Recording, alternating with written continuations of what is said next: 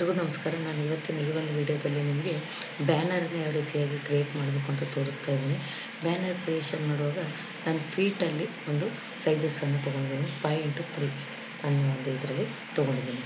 So next ನಾನು ಏನು ಮಾಡ್ತಾ ಇದ್ದೀನಪ್ಪ ಅಂದರೆ, ಇಲ್ಲಿ ನಾನು ಒಂದು ಫೋಟೋನ ಇನ್ಸರ್ಟ್ ಮಾಡ್ಕೊತ ಲೋಗೋನ ಇನ್ಸರ್ಟ್ ಮಾಡ್ಕೊತಾ ಇದ್ದೀನಿ.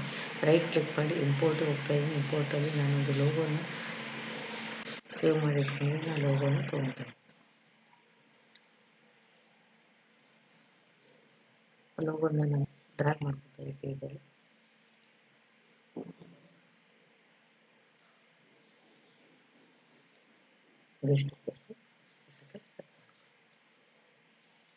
ನೆಕ್ಸ್ಟ್ ರೆಕ್ಟ್ಯಾಂಗಲ್ ಟೂಲ್ ಇದ್ದೀನಿ. ಶೇಪನ್ನು ಮಾಡ್ಕೊಳ್ಳಿ, ಕಲರ್ ಫಿಲ್. ಸೊ ಇದಕ್ಕೆ ನಾವು ಔಟ್ಲೈನನ್ನು ರಿಮೂವ್ ಮಾಡ್ಕೋಬೇಕಾಗುತ್ತೆ. ಸೊ ಹಾಗೆ ಇನ್ನು ನಾನು ಶೇಪ್ಗಳನ್ನು ತೊಗೊಂಡು ಎಡಿಟಿಂಗ್ ಮಾಡೋದು. ಫಸ್ಟು ನಾನು ಏನು ಮಾಡಬೇಕು, ಏನು ಎಡಿಟಿಂಗ್ಸ್ ಇದೆ ಪೇಜಲ್ಲಿ ಅದನ್ನೆಲ್ಲ ಎಡಿಟಿಂಗನ್ನು ಮಾಡ್ಕೋಬೇಕಾಗುತ್ತೆ.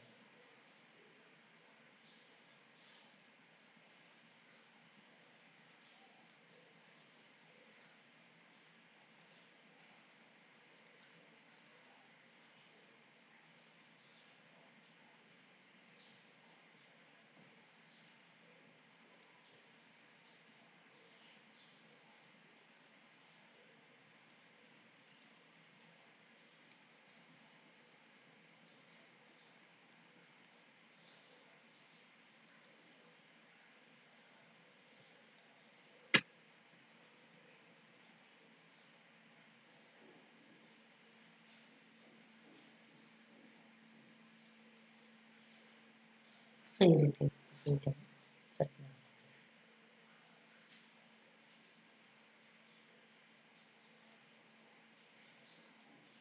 ಈಗ ನಾನು ಇದಕ್ಕೆ ಟೆಸ್ಟ್ಗಳನ್ನು ಆ್ಯಡ್ ಮಾಡ್ತಾ ಇದ್ದೀನಿ. ಅದನ್ನು ನಾನು ಕನ್ನಡ ನುಡಿಯಲ್ಲಿ ತೊಗೊತಾ ಇದ್ದೀನಿ. ನುಡಿಯಲ್ಲಿ ನಾನು ಈ ಟೆಸ್ಟನ್ನು ಆ್ಯಡ್ ಮಾಡ್ಕೊತಾ ಇದ್ದೀನಿ.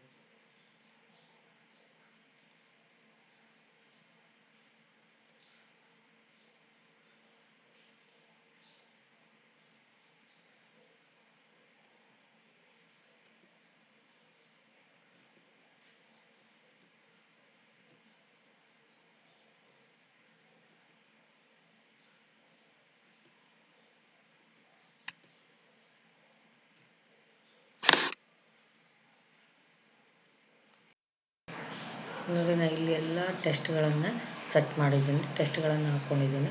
ಸೊ ಟೆಸ್ಟ್ಗೆ ಯಾವ್ಯಾವ ರೀತಿ ಕಲರ್ಸ್ಗಳನ್ನು ಅಪ್ಲೈ ಮಾಡಿದ್ದೀನಿ ಮತ್ತು ಟೆಸ್ಟನ್ನು ಯಾವ ರೀತಿಯಾಗಿ ನಾನು ಜೋಡಿಸಿದ್ದೀನಿ ಅನ್ನೋದ್ರ ಬಗ್ಗೆ ನೀವು ತಿಳ್ಕೋಬೇಕು. ಮತ್ತು ನೆಕ್ಸ್ಟು ಇಲ್ಲಿ ನೀವು ಒಂದು ಲೋಗೋಗಳನ್ನು ಹೇಗೆ ಹಾಕ್ಕೋಬೇಕು ಅನ್ನೋದ್ರ ಬಗ್ಗೆ ಈ ಒಂದು ವಿಡಿಯೋದಲ್ಲಿ ನೀವು ತಿಳ್ಕೋಬೇಕು. ಸೊ ಇದೇ ರೀತಿಯಾಗಿ ನೀವು ಕೂಡ ಒಂದು ಬ್ಯಾನರನ್ನು ಡಿಸೈನ್ ಮಾಡಿ ನೋಡಿ. ಸೊ ಅಲ್ಲಿವರೆಗೂ ಟೇಕ್ ಕೇರ್, ಬಾಯ್.